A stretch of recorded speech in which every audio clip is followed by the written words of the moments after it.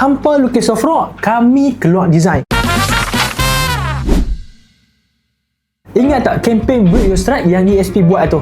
Sekarang ni kami nak keluarkan design soft rock yang hampa buat tu. Dekat tangan saya ni geng, ada beberapa design yang telah dipilih oleh tim ESP.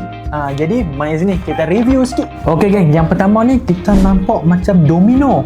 Tapi domino yang versi upgrade sikit sebab dia ada tambah beberapa features. Okay, dekat sini kita boleh tengok ada kaki, ada juga Kevlar. Tapi blade nampak macam agak besar sikit lah. Tapi tak apa, mungkin kita akan R&D balik lah. Okey, seterusnya pula.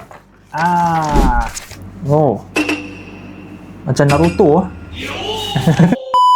Okey, yang pertama sekali kita tengok kombinasi blade dengan juga ekor macam soft plastic yang dia tulis lah ni. Jadi dekat sini agak menarik jugalah kalau action dia tu betul-betul jadi. Tapi mungkin dekat bahagian ekor dengan blade tu mungkin action dia akan terganggu sikit lah.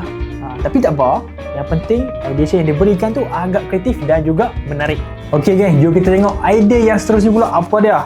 Nama yang pelukis ni bagi Gojo Roki Tenkai. Muryou Kusho.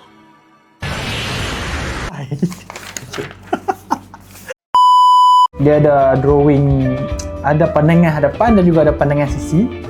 Lepas tu dia tambah macam ekor soft plastik dekat ekor gajah tu.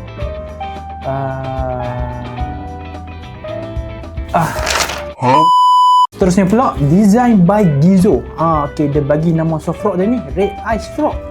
Okey, dari segi drawing okey, agak menarik juga. Tapi mungkin kurang sikit dari segi penerangan. Dari segi features berat, panjang, dia punya blade mungkin kita tak nampak jelas lah dekat sini.